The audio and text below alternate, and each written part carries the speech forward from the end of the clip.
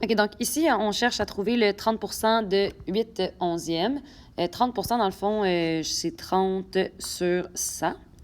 Puis le 2, dans le fond, il signifie une multiplication. Et ensuite, on a le 8 sur 11. Ce que ça veut dire, c'est dans le fond, guys, le 30 de 8 onzièmes. Si c'était le 50 de 8 onzièmes, on voudrait la moitié de 8 onzièmes, ce qui veut dire que ça donnerait 4 onzièmes. Je répète, si on voulait le 50 de 8 onzièmes, ça serait 4 onzièmes. 30 c'est un peu moins.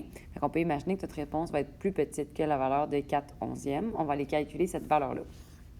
Donc, ici, vous avez une multiplication de fractions. Ce que vous devez faire en premier, dans le fond, c'est de réduire cette fraction-là, toutes ces fractions-là un peu, pour être sûr que ça ne donne pas des trop gros nombres.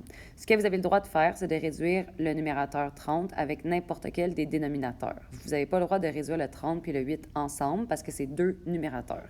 Mais, mettons, le 30 qui est ici, on pourrait le réduire avec le 100. Donc, j'enlève le 0 ici, j'enlève le 0 là, c'est réduit. Après ça, dans le fond, quand je regarde, mon 3 qui est ici ne peut pas se réduire avec le 10, je l'ai réduit au maximum, ni avec le 11, je l'ai réduit au maximum. Donc, je vais aller voir le 8. Le 8, est-ce que je peux le réduire avec le 11? Non. Mais est-ce que je pourrais le réduire avec le 10? Ouais. Fait que je vais aller faire ça. Dans le fond, les deux se divisent par 2. Celui-là, si je le divise par 2, ça va me donner 4. Et celui-là, si je le divise par 2, ça donne 5. Ce qui veut dire que dans le fond, ce qu'on a écrit maintenant, moi, des fois, ça m'aide de le réécrire parce que je trouve ça bizarre comment c'est écrit.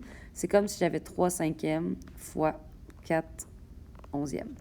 Et là, dans le fond, je vais multiplier les numérateurs ensemble, puis je vais multiplier les dénominateurs ensemble. Donc, 3 fois 4, ça donne 12. Et 5 fois 11, ça donne 55. Et là, tu as encore ta réponse.